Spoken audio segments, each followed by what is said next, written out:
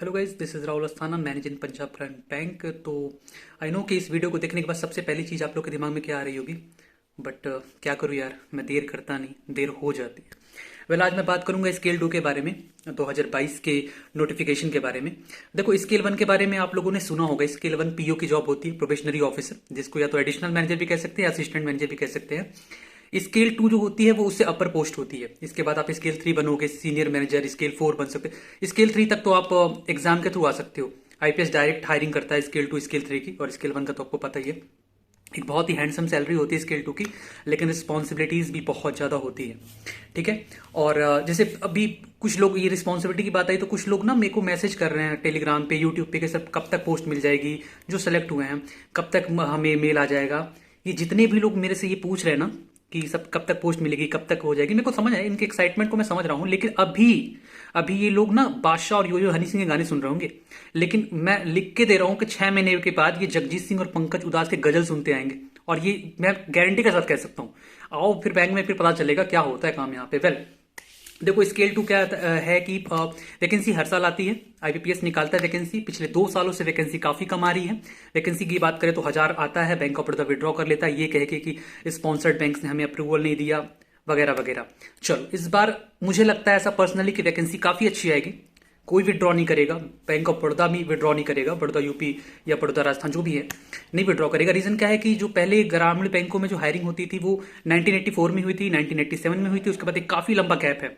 तो वो जो इम्प्लॉयज थे वो ऑलमोस्ट रिटायर हो चुके हैं या हो रहे हैं या अगले 1-2 सालों में हो जाएंगे। तो बैंकों के पास एम्प्लॉयज की बहुत ज्यादा कमी होने वाली है। तो मुझे लगता है कि वैकेंसी तो अच्छी खासी आएगी। एलिजिबिलिटी क्राइटेरिया क्या है, कौन इस फॉर्म को भर सकता है? वो हर एक इंसान जिसने ग्रेजुएशन किया है एटलीस्ट 50% मार्क्स के साथ, मतलब 50% से अगर आप कम हैं तो आप एलिजिबल नहीं है इस जॉब के लिए। कम से कम आपको ग्रेजुएशन होना चाहिए, प्राइवेट हो रेगुलर हो, ये कहीं भी नोटिफिकेशन में जिक्र नहीं है तो इसके बारे में बात नहीं करूंगा। ग्रेजुएशन होने चाहिए आप 50% के साथ में। दूसरा, अगर आप किसी गवर्नमेंट बैंक में काम कर रहे हो तो आप ऑफिसर होने चाहिए। आई मीन, सीधी सी बात है, अगर आप गवर्नमेंट बैंक में काम कर रहे हो तो आप पीओ होने चाहिए, या फिर कोई स्पेशलिस्ट वैकेंसी है तो आपको ऑफिसर होना चाहिए।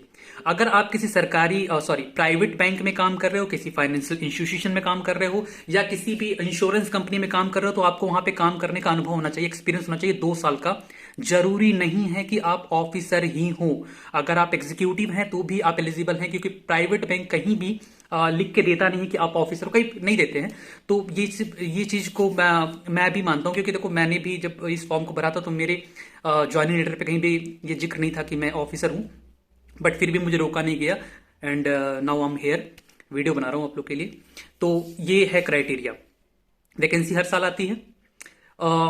4 सब्जेक्ट होते हैं। एक ही सिंगल डे एग्जाम होता है, उसके बाद इंटरव्यू एंड देन सिलेक्शन है। 4 सब्जेक्ट होते हैं। 4 सब्जेक्ट में आपका होता है रीजनिंग, 5 सब्जेक्ट होते हैं, सॉरी 5। रीजनिंग होता है, मैथ होता है, कंप्यूटर होता है, इंग्लिश हिंदी ऑप्शनल होता है। इंग्लिश ले लो या हिंदी ले लो, जो भी आपका मन करे वो आप जब एग्जाम दोगे तो वहां पे आप सिलेक्ट कर सकते हो। और जो 5वां होता है वो फाइनेंशियल अवेयरनेस होता है। रीजनिंग और मैथ जो होते हैं वो 50-50 नंबर के होते हैं। क्वेश्चन 40 होते हैं बट वो 50 नंबर के होते हैं, 1.25 मार्क्स के होते हैं। कंप्यूटर 20 नंबर का होता है, फाइनेंशियल अवेयरनेस 40 नंबर का होता है, और इंग्लिश हिंदी में जो भी आप अटेम्प्ट करेंगे वो 40 नंबर का होता है। ठीक है।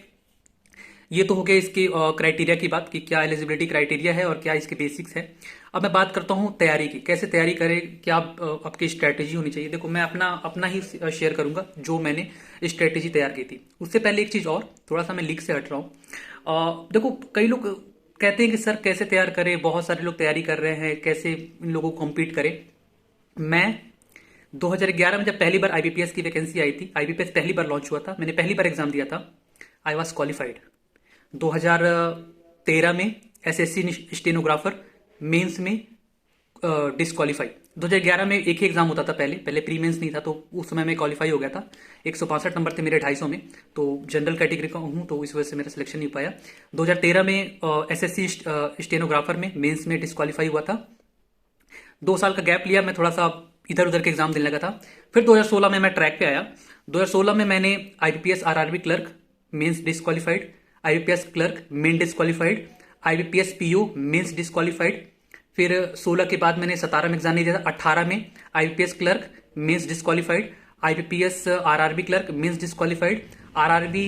फिर उसके बाद 19 में आ जाते हैं। 19 में मैंने SBI clerk mains disqualified, LIC assistant mains disqualified, IPS RRB mains disqualified, IPS clerk main disqualified. फिर आता है 2020 का साल। फिर मुझे इसमें लगता है कि यार ये ना साल मेरा है, कुछ मतलब हवाएं हक में लग रही थी। ऐसा लग रहा था कि सितारे बस मेरे नाम के चल रहे हैं। मैंने आईपीएस क्लर्क दिया, मतलब क्लर्क प्री दिया था, मीन्स में मैंने दिया ही नहीं क्योंकि वो स्केल 2 के बाद था तो मैंने दिया ही नहीं। मेंस पहुंच चुका था मैं। आईपीएस आरआरबी में पहुंचा था मेंस में, आईपीएस क्लर्क भी मेंस में पहुंचा था और स्केल 2 तो निकल गया था। स्ट्रैटेजी क्या थी? जब मैंने सोचा कि मुझे तैयारी करनी है और इस जॉब को निकालना है, 2020 से पहले मैं इस जॉब के बारे में जानता भी नहीं था, आईपीपीएस स्केल 2 होता क्या है और कैसी पोस्ट होती है। मैं तो 2020 में पीओ भरा था। मेरे एक फ्रेंड ने सजेस्ट किया कि तुम स्केल 2 भरो, स्केल 2 के लिए एलिजिबल हो। तो मैं डरा हुआ था, मैंने बोला पता नहीं यार, मेरे को कुछ पता नहीं था स्केल 2 के बारे में, बिल्कुल अनअवेयर था इस चीज के बारे में। फिर भी मैंने डाल दिया, मैंने कहा चलो देखी जाएगी, पीओ तो निकल नहीं रहा है तो इसी को देख के देते हैं। इस एग्ज़ाम को प्रिपरेशन मैंने जब करनी शुरू की तो मैं बहुत सीरियस था, मेरे को जॉब लेनी थी। मेरे को ये था, बहुत सारे लोग अभी नहीं ज्वाइन कर रहे हैं बैंक को, वो ये कह रहे हैं सर मुझे यहाँ भेज दिया वहाँ भेज दिया। मेरे को ना अंडमान निकोबार के एक छोटे से द्वीप समूह पे भेजते तो भी मैं उस समय जाता, वो सीन था मेरा। तो आई डिसाइडेड कि मुझे अपनी मतलब बिल्कुल झोंक देना है अपनी एनर्जी। तो सबसे पहले मैंने एक लिस्ट बनाई, ये मेरा स्ट्रेटेजी था। आप चाहो तो फॉलो कर सकते हो, आप चाहो तो अपना कोई स्ट्रेटेजी बना के फॉलो कर सकते हो। सबसे पहले मैं अपनी लाइफ में उन सारे निगेटिव लोगों को हटा दिया जिनसे मुझे निगेटिव वाइब्स आते थे। मुझे लगता था कि मुझे ना उस जोन में जाना है, उस जोन में जाना है जहां पे मुझे पढ़ाई के अलावा और कुछ दिखे ना। अब कुछ लोग कहेंगे सर आप तो जॉब में थे और हम लोग भी जॉब में हैं, प्राइवेट जॉब में, तो आपको पता ही है कितने सारे निगेटिव्स लोग होते हैं। हाँ देखो, उनको हटा नहीं सकते क्योंकि आपको पता ही है कि पैसे भी जरूरी है, बट इग्नोर कर सकते हैं। तो सबसे पहले मैंने अपनी लाइफ से निगेटिव लोगों को हटाया जो भी थे इर्द गिर्द मेरे। उसके बाद एक मैंने जब अपना ये बनाया स्ट्रेटेजी तो मुझे लगा कि यार निगेटिविटी तो सबसे ज्यादा मुझे सोशल मीडिया से भी आती है। सोशल मीडिया में चलाता रहता हूँ और एडिक्टेड था सोशल मीडिया का, तो दिन भर उसमें टाइम जाना। तो मैंने अपने सारे सोशल मीडिया अकाउंट्स डीएक्टिवेट कर दिए थे, इंस्टा और फेसबुक। व्हाट्सएप पे था मैं, बट व्हाट्सएप पे भी मैं लिमिटेड लोगों के लिए था, सिर्फ ऑफिस के लोगों के लिए था। तो वो मैंने अपना अकाउंट सारा डिलीट कर दिया था। मुझे पता था कि मेरे लिए बहुत मुश्किल होने वाला है क्योंकि मैं चूंकि डेली यूज करने वाला था तो वहां चले ही जाते थे। बट मैंने डिसाइड कर लिया था कि या तो सोशल मीडिया या तो मेरा एग्जाम। तो आई डिसाइडेड कि मैं सोशल मीडिया नहीं चलाऊंगा। तो मैंने 8 महीने मैं दूर रहा उससे। उसके बाद मैं जब इसमें आया तो मैंने पहले एनालाइज किया कि मुझे कहाँ से शुरुआत करनी चाहिए, क्योंकि इसके बारे में ज्यादा मटेरियल्स थे नहीं, जैसा कि मैंने पहले ही बताया था। तो आई डिसाइडेड कि पहले मैं अपने बेसिक्स क्लियर करूंगा 2 महीने। इसका जो नोटिफिकेशन आता है स्केल 2 का वो जून में आता है और सितंबर अक्टूबर में पेपर होते हैं। तो आई डिसाइडेड कि पहले मैं बेसिक्स क्लियर करता हूं। तो मैं बेसिक्स पे गया। बेसिक्स के लिए मैंने अड्डा को पकड़ा। आई डिसाइडेड कि मैं अड्डा को पकड़ूंगा और अड्डा से ही तैयारी करूंगा चाहे कुछ भी हो जाए। तो फिर मैंने क्या किया कि सारे अपने सोशल मीडिया अकाउंट डिलीट किए और मैंने अड्डा का ऐप डाउनलोड किया। अड्डा का ऐप डाउनलोड करने के बाद अब मेरे पास मतलब अपने आप को एंटरटेन करने के 2 तरीके थे। एक तो जब भी मुझे खाली टाइम मिलता था, even in the morning huddle, जब हम बैठे होते थे और 1 बाय 1 मैनेजर सबसे पूछता था कि यार तुम्हारा क्या प्लान है, क्या करना है। तो उस बीच में भी जब तक मेरा नंबर नहीं आता था, मैं अड्डा क्या करता है कि पर डे 10-10 क्वेश्चन उसमें ऐप में डालता है, आई मीन फाइनेंशियल अवेयरनेस डालता है, रीजनिंग मैथ, तो मैं सॉल्व करता था। और अगर इसके अलावा कभी मुझे लगता था कि यार थोड़ा बोर हो रहा है क्या चला है, तो मैं यूट्यूब पे जाके कुछ भी कहानियां या कुछ भी जो भी है देख लेता था। बट मैं सोशल मीडिया मतलब फेसबुक और उससे दूर था, इंस्टाग्राम से दूर ही था, व्हाट्सएप पे भी बहुत कम ही था, लिमिटेड लोगों के लिए अवेलेबल था। सबसे पहले मैंने बेसिक्स क्लियर किए। मुझे पता था कि बेसिक्स के बिना काम नहीं बनने वाला। कई सारे लोग कह रहे हैं कि सर हम डायरेक्टली हम मॉक लगाएंगे। नहीं, मॉक मत लगाओ आप डायरेक्टली। आप सबसे पहले अपने बेसिक्स क्लियर करो। 2 से 3 महीने का टाइम, क्योंकि अभी बहुत टाइम है आपके पास में, 2 से 3 महीने का टाइम आप अपने बेसिक्स पे दो।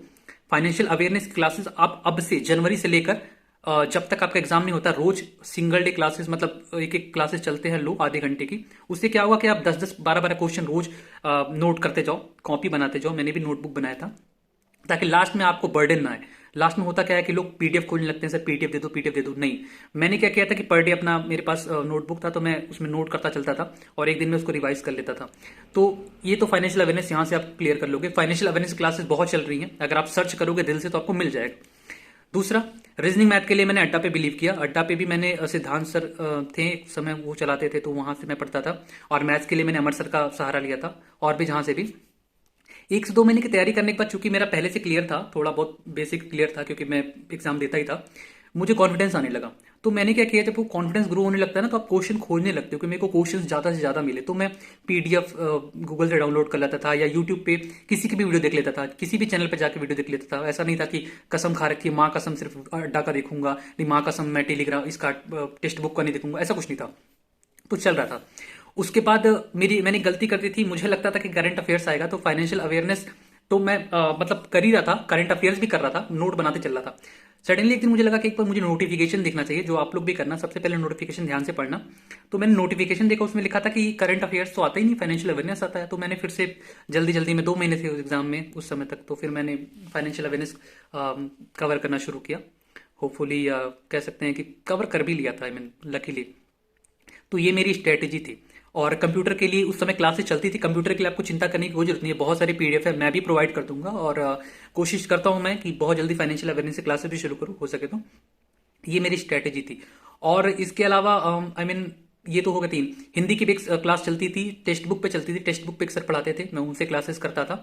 कंप्यूटर के मैंने बताया कि अड्डा से ही करता था। और रीजनिंग मैथ अड्डा से करने लगा था पहले तो, लेकिन बाद में चल के मैंने सबको कवर किया। इवन एसबीआई पीओ मेंस के भी क्वेश्चन सॉल्व करने मतलब लग गया था मैं। क्योंकि मुझे था कि जितने ज्यादा क्वेश्चन मैं सॉल्व करूंगा, उतनी ज्यादा मैं अपने आप में ना एक कॉन्फिडेंस ग्रो हो जाएगा कि हाँ इस एग्जाम को निकाल सकता हूँ। आप पहले अपने इसी बेसिक्स को क्लियर करो। आप अपने रिटर्न, जो भी रिटर्न एग्जाम है अक्टूबर में सितंबर में, कैलेंडर आ ही जाएगा एबीपीएस का, उसको टारगेट करो, आगे की मत सोचो। एक्सपीरियंस लेटर और क्या, ये सब चीजें बात की बात है। बस अगर आप 2 साल, जून 2022 तक, आई मीन जिस दिन नोटिफिकेशन निकलती है उस दिन तक, अगर आपको 2 साल हो चुके हैं, आप कंप्लीट कर चुके हो अपने ऑर्गेनाइजेशन में, आप एलिजिबल हो। और दूसरा मत भूलना है कि ग्रेजुएशन में 50% एटलीस्ट होना चाहिए। अगर 50% से कम है तो आप एलिजिबल नहीं हो। ठीक है, ये चीज हो गई। दूसरा अब ये है कि बहुत सारी और भी डाउट होंगे, मुझे नहीं याद आ रहा फिलहाल कि क्या क्या डाउट्स क्रिएट आपके हो सकते हैं। तो एक वीडियो में तो मैं सारा कवर कर नहीं सकता, मैं बहुत जल्दी दूसरा भी वीडियो बनाऊंगा। और अगर आप लोग के क्वेश्चन ज्यादा आ गए मतलब, तो मैं कल ही वीडियो बना दूंगा, क्योंकि कल और परसों मैं फ्री हूं। तो फिलहाल के लिए इतना ही। और अगर किसी को कोई डाउट होगा या कुछ पूछना होगा तो आप कमेंट बॉक्स में कमेंट कर देना। आई विल क्या बोलूँ यार, फिर लेट ही हो जाता है। मैं कोशिश करूंगा कि जल्दी से जल्दी वीडियो बना के आप लोग के जितने भी क्वेश्चन है उसको रिप्लाई कर दूं। और वो एक वीडियो मेरी कल आएगी डीवी से रिलेटेड, जो भी लोग सिलेक्ट हुए हैं वो डीवी में क्या क्या डॉक्यूमेंट मांगेंगे, प्रोसेस क्या होता है। कई लोग डर रहे हैं, तो उस डर को निकालने के लिए एक वीडियो में कल लाऊंगा। फिलहाल के लिए इतना ही। और आज है शुक्रवार, वीकेंड का डेज है। जो सिलेक्ट हो गए वो एंजॉय करें, जो नहीं सिलेक्ट हुए हैं वो अगले साल एंजॉय कर लेंगे। फिलहाल फोकस करें अपनी पढ़ाई पे।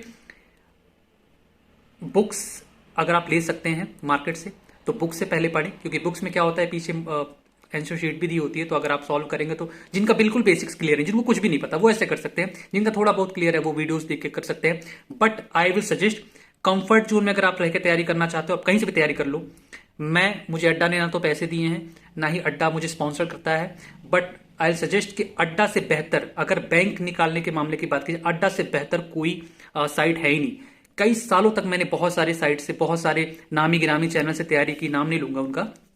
बट लास्ट में मेरे को लगा कि अड्डा से बेहतर कुछ नहीं है, क्योंकि अड्डा ना कभी आपको कंफर्ट जोन में रह के तैयारी नहीं करेगा। अगर आप अड्डा के पास जाओगे तो या तो आप 2 दिन में छोड़ के भाग जाओगे वो क्लास, या तो फिर अगर आप कंटिन्यू करते हैं तो आपको लगेगा कि आप कुछ पढ़ रहे हो, क्वालिटी कंटेंट है। तो ये मेरी स्ट्रेटेजी थी। किसी को कुछ पूछना होगा तो कमेंट बॉक्स में कमेंट कर देना। तब तक के लिए bye bye, good night, and मिलते हैं ना बहुत जल्दी। बाय।